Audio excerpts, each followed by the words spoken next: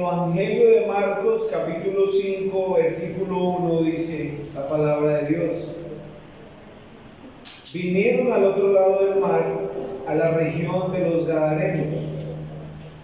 Y cuando salió él de la barca, enseguida vino a su encuentro de los sepulcros un hombre con un espíritu inmundo, que tenía su morada en los sepulcros, y nadie podía atarle ni aun con cadenas, porque muchas veces había sido atado con grillos y cadenas, mas las cadenas habían sido hechas pedazos por él, y desmenuzaba los grillos, y nadie le podía dominar. Y siempre de día y de noche andaba dando voces en los montes, en los sepulcros, e hiriéndose con las piedras, o con piedras. Cuando vio pues a Jesús de lejos, corrió y se arrodilló ante él. Y clamando a gran voz dijo: ¿Qué tienes conmigo, Jesús, Hijo del Dios Altísimo? Te conjuro por Dios que no me atormentes. Porque le decía: sal de este espíritu inmundo. Y le preguntó: ¿cómo te llamas? Respondió diciendo: Legión me llamo, porque somos muchos. Le rogaba mucho que no lo enviase fuera de aquella región. Estaba allí cerca del monte un gran hato de cerdos paciendo, y le rogaron todos los demonios, diciendo: envíanos a los cerdos para que entremos en ellos. Luego Jesús les dio permiso, y saliendo aquellos espíritus inmundos, entraron en los cerdos, los cuales eran como 2000, y el hato se precipitó en el mar por un despeñadero, y en el mar se ahogaron. Y los que apacentaban los cerdos huyeron y dieron aviso en la ciudad y en los campos, y salieron a ver qué era aquello que había sucedido. Vienen a Jesús y ven al que había sido atormentado del demonio y que había tenido la legión, sentado, vestido y en su juicio cabal, y tuvieron miedo. Y les contaron los que habían visto lo que había acontecido al que había tenido el demonio y lo de los cerdos. Y comenzaron a rogarle que se fuera a sus contornos. Al entrar él en la barca, el que había estado endemoniado le rogaba que le dejase entrar con él. Mas Jesús no se lo permitió, sino que le dijo: vete a tu casa, a los tuyos, y cuéntales cuán grandes cosas el Señor ha hecho contigo y cómo ha tenido misericordia de ti. Y se fue y comenzó a publicar en Decápolis cuán grandes cosas había hecho Jesús con él, y todos se maravillaban. El pasaje que hemos leído casi en todas las Biblias, o aún en la mayoría, tiene como título el endemoniado gadareno. Y aquí en este pasaje, se resalta mucho la obra del enemigo, pero también obviamente se resalta cómo por encima de la obra del enemigo está el poder del Señor, siempre, en toda la Escritura, desde el inicio y hasta el fin. Y el Señor está mostrando que Él tiene poder sobrenatural para poder derrumbar, para poder limpiar, para poder sanar, para poder levantar muertos, pero en este caso tiene un poder sobrenatural, obviamente, sobre el enemigo, sobre Satanás. Este caso que vemos aquí de este hombre que acabamos de leer sobre este hombre, es una representación de la degradación que hace el enemigo a través del pecado en una persona. ¿Cómo una persona puede llegar al punto de estar poseído por este tipo o esta cantidad de demonios, al punto de que estaba apartado de la sociedad? Este hombre vivía en los sepulcros porque un día se tuvo que ir de su casa, porque un día se tuvo que ir de su ciudad, porque un día se tuvo que ir de los suyos, del lado del contorno donde vivía, y este hombre, el único lugar que encontró para poder vivir, o medio vivir, o sobrevivir, fue los sepulcros. Terrible la condición de una persona aquí. Dice que un demonio, pero normalmente, o del demonio, pero normalmente encontramos aquí, que dice que cuando el Señor le pregunta cuál es su nombre, es legión, porque somos muchos. Es un término militar que normalmente se le da a un batallón o a un número de 5,000 personas aproximadamente, residiendo en una persona. Imagínense cómo sería el tormento de este hombre. Imagínense la situación, el hombre casi desnudo, caminando, gritando, hiriéndose con piedras. En esta región las personas sabían, por el sepulcro no pase. Si usted es nuevo, no se le ocurra. Por allá no, ¿por qué? Es que allá es donde vive el endemoniado. Por allá no se le ocurra. Era una persona que tenía asolada esta región. De hecho, si notamos, ¿qué le dijeron? Ellos: no nos dejes ir de esta región. Y tenía tanta influencia que ¿qué hicieron las personas cuando vieron este milagro? ¿Qué le dijeron al Señor? Váyase de esta región.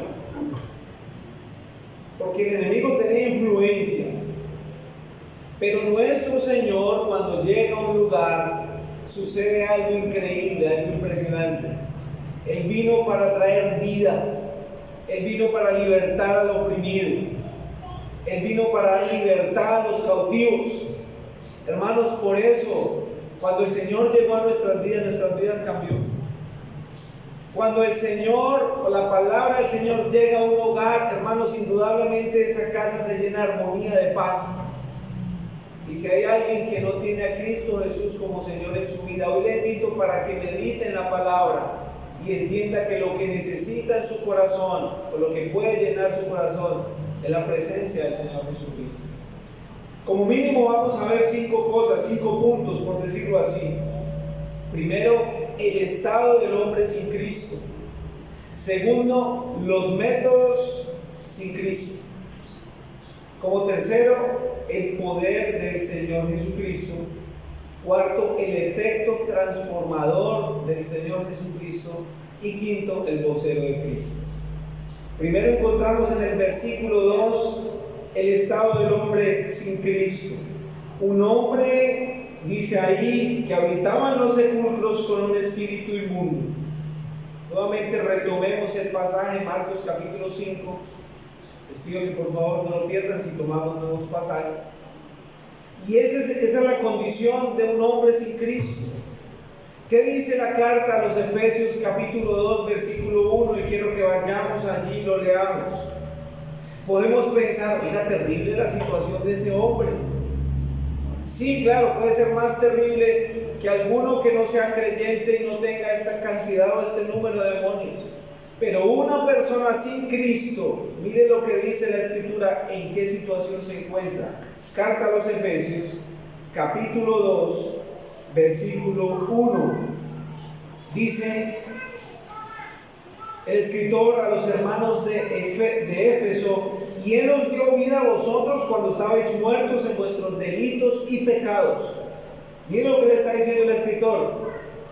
Hermanos, Cristo les dio vida a ustedes cuando ustedes estaban como muertos en delitos y pecados. ¿Cuáles? ¿Qué tipo de pecados? En los cuales anduvisteis en otro tiempo, siguiendo las corrientes de este mundo, conforme al príncipe de la potestad del aire, el espíritu que ahora opera en los hijos de desobediencia, entre los cuales también nosotros vivíamos en otro tiempo, en los deseos de la carne, haciendo la voluntad de la carne y de los pensamientos, y éramos por naturaleza hijos de ira, lo mismo que los demás. Este hombre, sí, literalmente estaba viviendo eso. Yo medito en la palabra y no hago sino pensar cómo sería literalmente, físicamente ese hombre. Cómo estaría herido, cómo eran sus ojos. Su cuerpo era grande, me imagino, agresivo, cortado, desfigurado. con una voz gruesa, no podía dormir ni de día ni de noche, era una persona, era feroz, era terrible. Pero esa es la representación también de una persona sin Cristo, muerta en delitos y pecados. Ese es el estado del hombre natural. Si usted, amigo, está aquí y no tiene a Cristo, ese es su estado. Este hombre está representando, no quiero decir que usted está igual físicamente a este personaje, no. Pero este hombre está representando la condición del hombre sin Cristo, muerto, apartado, y por ende sigue las corrientes del enemigo que lo está dominando y lo está llevando por donde él quiere y está cumpliendo una misión, obviamente hasta que Cristo intervenga. Seguidamente encontramos el segundo punto, y es los métodos sin Cristo. ¿Por qué los métodos sin Cristo? Miren lo que dice el versículo 4: porque muchas veces había sido atado con grillos y cadenas, mas las cadenas habían sido hechas pedazos por él y desmenuzados los grillos y nadie le podía dominar. Miren cómo era el estado de este hombre. ¿Ustedes se imaginan? Rompía las cadenas, los grilletes. Ahora, ¿quiénes habían ido a colocarle esas cadenas? Hermano, lo más normal, lo más lógico es que la población se hubiera reunido. ¿Qué vamos a hacer con ese endemoniado? Sencillo, vamos a irnos todos de noche, vamos a buscar la forma de atraparlo y lo amarramos y lo atamos. Y obviamente lo intentaron hacer, pero ¿qué hacían cuando lo tenían amarrado? Ese hombre rompía las cadenas, nadie lo podía atar. Y eso también pasa, hermanos, cuando se usan métodos para llegar a una persona o llegar a una persona a mostrar el evangelio. Los métodos humanos no funcionan. Los métodos humanos para poder atrapar a ese hombre, para poder neutralizarlo y para que ellos descansaran, no sirvieron. Solo hasta que llegó el Señor. ¿Qué le dijo el Señor a Nicodemo? Cuando él se le acercó, Juan capítulo 3, versículo 3, de cierto te digo, que el que no naciere de nuevo no puede ver el reino de Dios. Y en el versículo 5, el que no naciere de nuevo no puede entrar en el reino de Dios. Para que una persona sea cambiada, sea transformada, necesita el poder de Dios. No necesita un método humano, no funciona. A este hombre lo habían intentado atrapar varias veces. Pero qué sorpresa, y lo más posible es que si lo intentaron varias veces no lo iban a intentar con las mismas cadenas.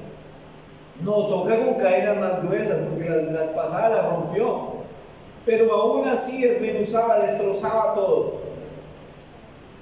Y miren lo que dice la primera carta a los Corintios capítulo 6 versículo 11. Primera carta a los Corintios capítulo 6 verso 11, dice así: y eso erais algunos, mas ya habéis sido lavados, ya habéis sido justificados, ya santificados, y ya habéis sido justificados en el nombre del Señor Jesús y por el Espíritu de nuestro Dios. Antes de Pablo escribir estos versículos, les había dado una lista a los hermanos de Corinto, que los que hicieran esto, practicaran esto, no heredarían el reino de los cielos, el reino de Dios.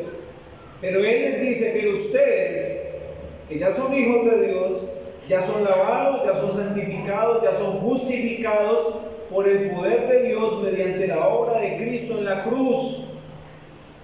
O sea, la única forma para que ustedes hubieran podido cambiar y pasar de ese estado pecaminoso de muerte a vida es a través de la obra redentora de Cristo en la cruz.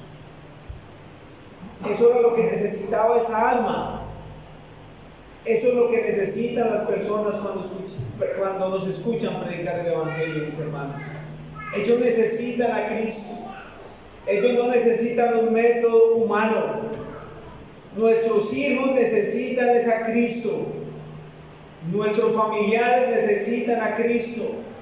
Nuestros vecinos necesitan a Cristo. Roguemos, hermanos, para que el Señor nos dé la sabiduría y poder nosotros transmitirle a Cristo a las personas. Ellos necesitan solo al Señor, no necesitan nada más. El Señor es suficiente.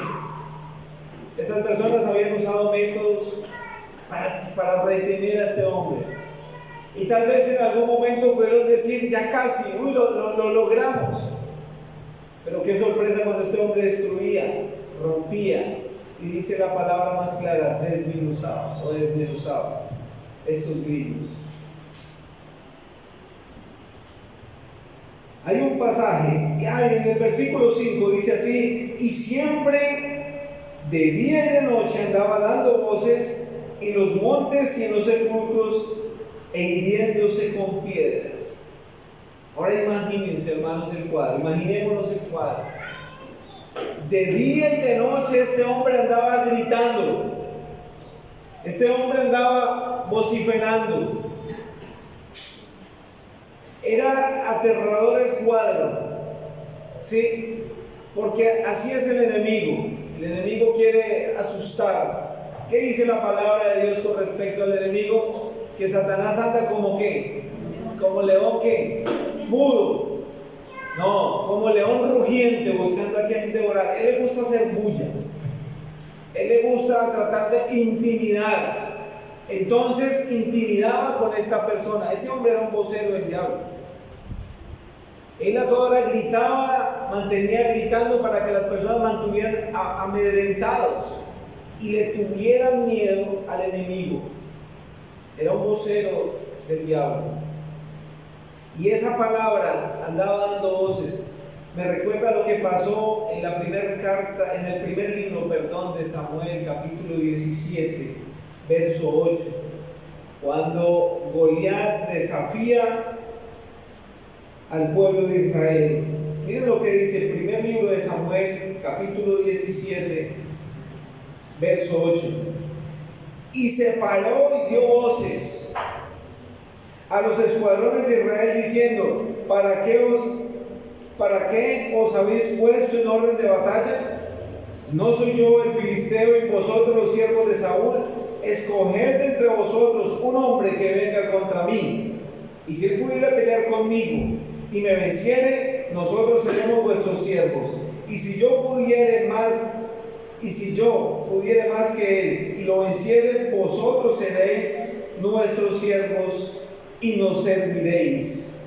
Y añadió el filisteo: hoy yo he desafiado el campamento de Israel, dame un hombre que pelee conmigo. Oyendo Saúl y todo Israel estas palabras del filisteo, se turbaron y tuvieron gran miedo.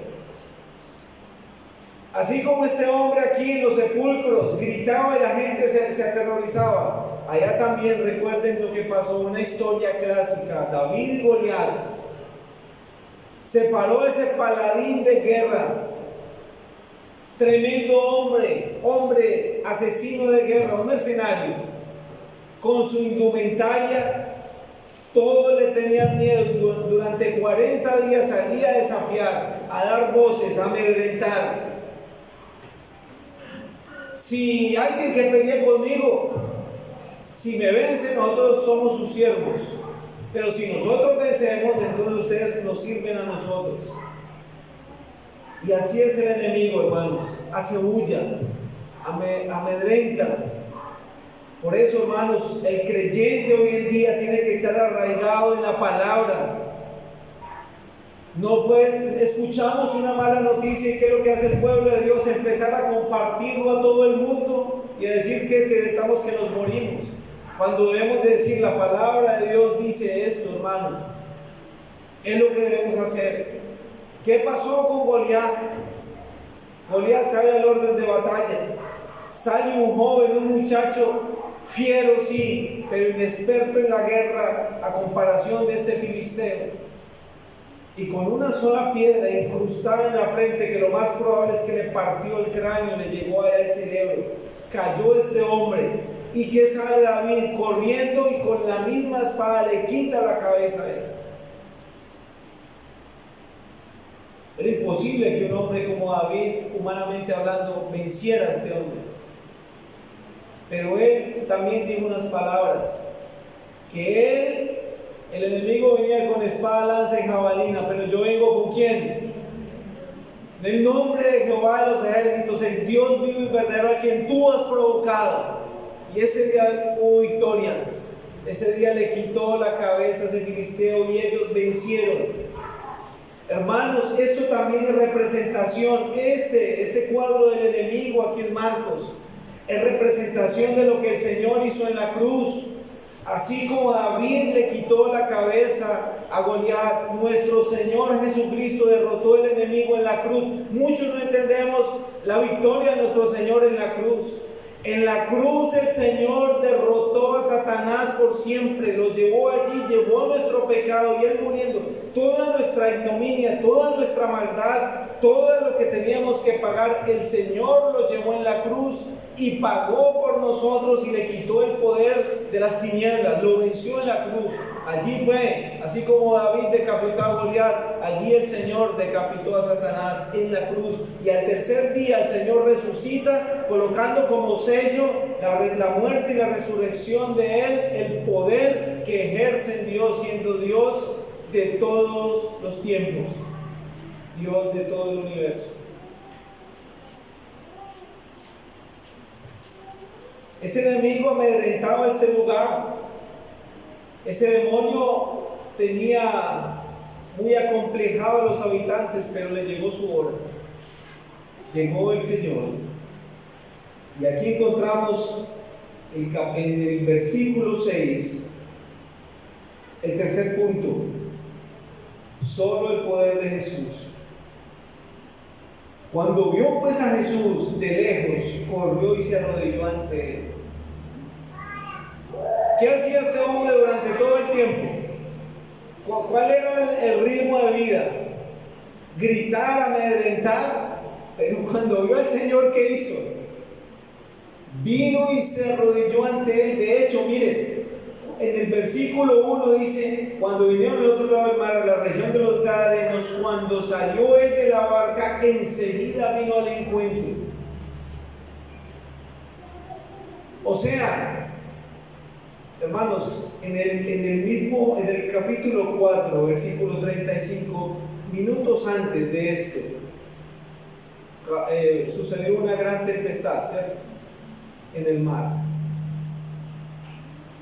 La barca casi se hunde. El Señor descansaba allí y la barca estaba que se hundía. Los discípulos despertaron al Señor. Señor, el Señor se para, reprende, todo se calma y enseguida llegan a este lugar. Ya entendemos entonces un poco por qué fue esa tormenta. La influencia del enemigo estaba orando para que la barca se hundiera, pero se le olvidaba que el que iba ahí era el Señor, dueño, amo, soberano de todo el universo. Por esta razón, cuando el Señor llega aquí a la orilla de la barca, el endemoniado estaba ahí pendiente, sabía, él sentía la presencia de Dios. Y viene y lo primero que hace, él le sale al encuentro. Pero ¿qué hace él? Se arrodilla ante él y le dice unas palabras. Clamó a gran voz: ¿qué tienes conmigo, Jesús, Hijo del Dios Altísimo? Te conjuro por Dios que no me atormentes. Primero se arrodilla ante él. Bueno, sabemos que estos demonios conocían obviamente al Señor, porque el Señor los sacó del cielo tiempo atrás. Ellos sabían quién era el Señor, pero el Señor no necesita la alabanza de ellos. Casi siempre cuando ellos hacían una intervención y decían, el Señor los callaba. El Señor no necesita la alabanza de ellos, pero ellos sí saben quién es el Señor. Y hermanos, una vez dijo un hermano, hasta a veces los demonios nos enseñan. Se doblegaron ante el Señor, se arrodillaron ante el Señor. El creyente debe aprender eso ante el Señor, hermanos. tristemente nos lo está enseñando alguien que no tiene salvación. Los demonios no tienen salvación, ni Satanás. ¿Has venido aquí para atormentarnos? Porque así es el enemigo. El enemigo es egoísta. Hay un dicho común que dice que el diablo mal le paga al que bien le sirve. Así que una persona que no sea creyente y le sirva al mundo, la paga del pecado y la muerte. Ese es el pago que le va a dar el diablo. Y él dice aquí: has venido para atormentarnos. Estaban atormentando a un hombre, quién sabe cuántos años, y no les importaba. Pero cuando el Señor llegó, ahí sí: no me atormente a mí. El egoísmo del enemigo. Seguidamente encontramos el cuarto punto, y es el efecto transformador de nuestro Señor Jesucristo. Entendemos por la lectura, el Señor les permite que fueran a ese hato de cerdo. Los cerdos se precipitan por ese acantilado, se ahogan. Las personas que estaban allí apacentando esos cerdos salen y cuentan todo. Y dice en el versículo 14: y los que apacentaban los cerdos huyeron y dieron aviso en la ciudad y en los campos, y salieron a ver qué era aquello que había acontecido. Miren, ellos vieron ese hecho tan tremendo y salieron y le avisaron a los de la ciudad, gritando, contando, diciendo, fue una revuelta. Pero no solo ahí, dice, y los campos. O sea, fueron diligentes en la noticia. Eran buenos informantes, contaron bien la situación. Menos mal, era algo positivo. Pero no se quedaron ahí solo con la ciudad o con vaya, diga usted, no. Fueron y contaron y todos supieron. Y también fueron aún más allá, a los campos. Y mientras todos se reunían, mire lo que pasa. Versículo 15, vienen a Jesús y ven al que había sido atormentado del demonio y que había tenido la legión, de una forma que yo creo que hacía no sé cuántos años, si algunos lo conocían antes, lo habían visto. Sentado, vestido, por eso asumí desde el principio que estaba desnudo o semidesnudo, y en su juicio cabal, y tuvieron miedo, hermano. Sentado, o sea, ese hombre tenía paz. No sé si por primera vez, bueno, sí, por primera vez de la forma correcta, pero no sé hace cuántos años este hombre llevaba un tormento, hermanos, un sufrimiento psicológico y físico, porque se hería con piedras, tal vez desfigurado ya, pero lo encuentran como sentado al lado del maestro. Y es obvio que el Señor le estaba hablando la palabra.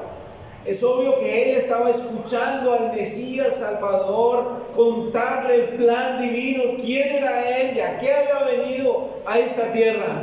Es obvio que él estaba escuchando, porque él después quiere irse con el maestro. El Señor le cuenta todo, le muestra todo, pero era más que suficiente con lo que él había hecho en su vida. Sentado, vestido, esto también nos habla de dignidad. Había perdido su dignidad, pero el hombre estaba ahora vestido. Tal vez sus discípulos se despojaron de alguna ropa para darle a él, porque no pensaron ellos que tenían que traer ropa extra para alguien que estaba endemoniado. Los discípulos no sabían, pero estaba vestido. Hubo provisión para este hombre, y en su juicio cabal, con sus 5 sentidos en orden, pensando de la forma correcta. Hermanos, es lo que el Señor hace en la vida de una persona. Segunda carta a los Corintios, capítulo 5, versículo 17, dice: de modo que si alguno está en Cristo, nueva criatura es. Las cosas viejas pasaron, he aquí, cuando la expresión he aquí es como miren. He aquí viene el Salvador, he aquí viene el Mesías, he aquí, todas son hechas nuevas. Este hombre pudo decir eso, hermanos. El apóstol Pablo de pronto Si escribió eso y pensó en el Gadareno, puede decirle, miren, cuando el Señor llega a una vida, la transforma, son nuevas. Por eso, hermanos, en el pueblo no hay una persona semi-cristiana. No hay este era cristiano y ya no es cristiano, eso no existe. Una persona es cristiana o no es cristiana, es sencillo. No hay gris, no hay intermedio, no hay tibio. Es nueva criatura.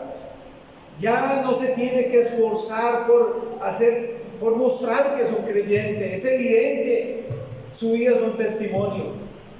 Recuerdo la vida de un joven, un hermano ahora en Cristo.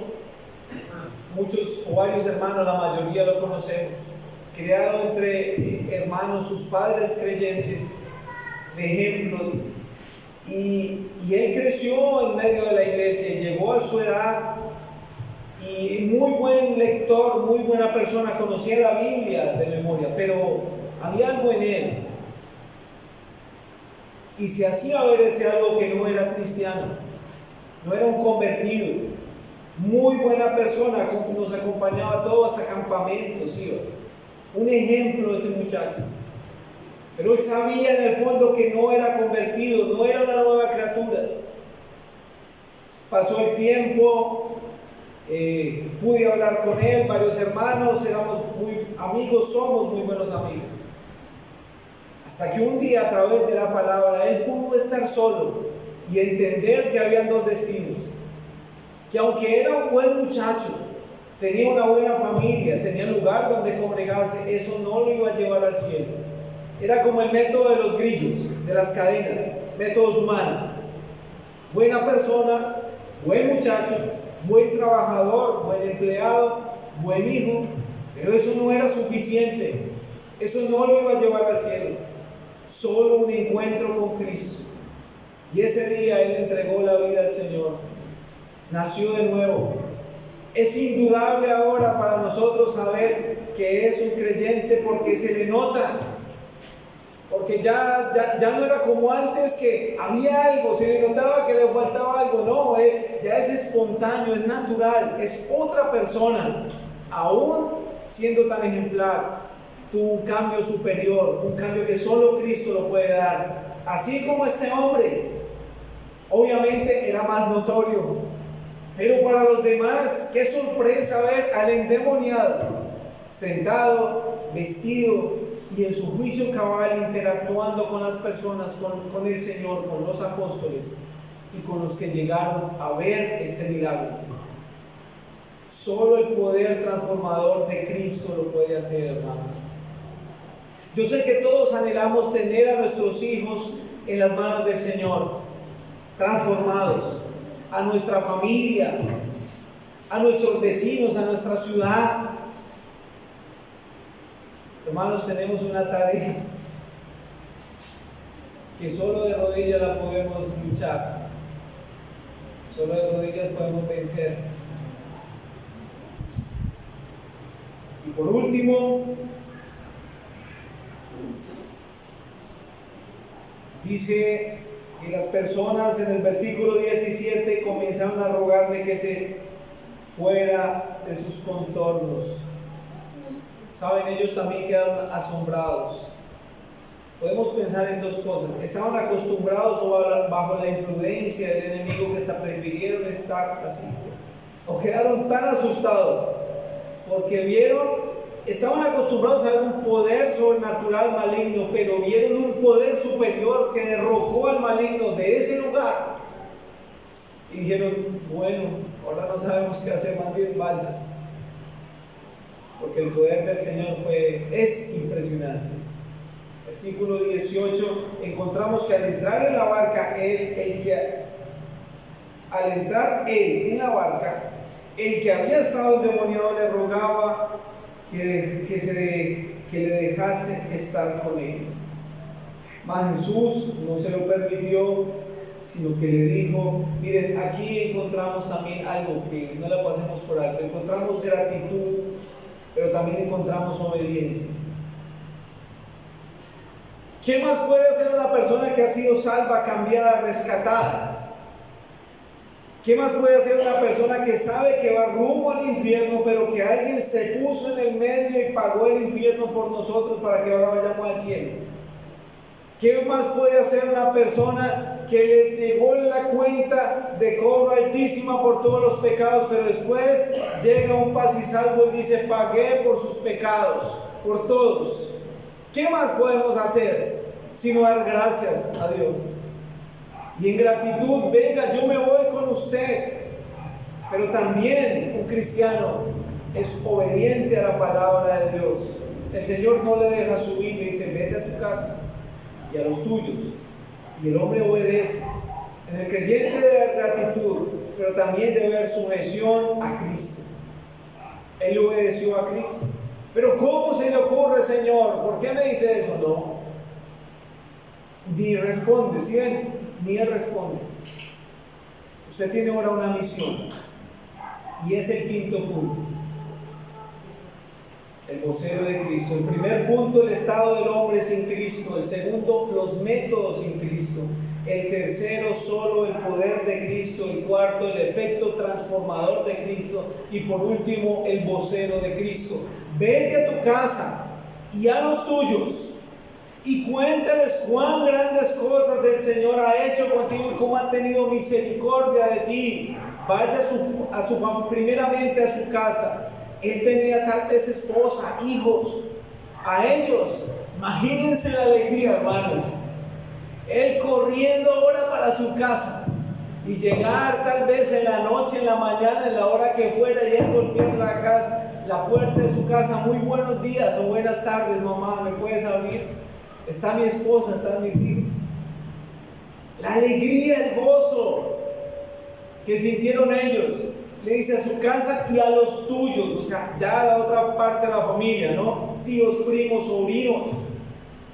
Y después dice en el versículo 20: y se fue y comenzó a publicar en Decápolis, que se llama las 10 ciudades, que es muy cerca allí, cuán grandes cosas había hecho Jesús con él, y todos se maravillaban. El Señor también les dio este orden a los discípulos, ¿no? Primero prediquen en Jerusalén, Judea, Samaria, y después vayan a lo último. Y es el orden, hermanos. Nuestro ejemplo tiene que empezar en la casa. Muchas veces no vamos y le predicamos al vecino o en la calle porque es que no hay ejemplo en la casa. Entonces sería incoherente yo tratar de dar un ejemplo afuera cuando no empiezo en mi hogar. Cuando no, es ahí donde debemos de empezar. Nuestra casa, nuestra familia. Expandámonos un poco, boguemos más adentro, un poquito más, y vamos extendiendo el Evangelio. Este hombre inició siendo un vocero del diablo y termina siendo un vocero de Cristo, predicando el Evangelio. Este hombre fue un trofeo grandísimo en esta región, y la palabra del Señor corrió a través del testimonio vivo de un hombre, un testimonio viviente, predicando el Evangelio. Jesucristo salva, Jesucristo cambia, Jesucristo transforma. Ese es nuestro Señor Jesucristo, y a Él sea la gloria por los siglos de los siglos. Amén.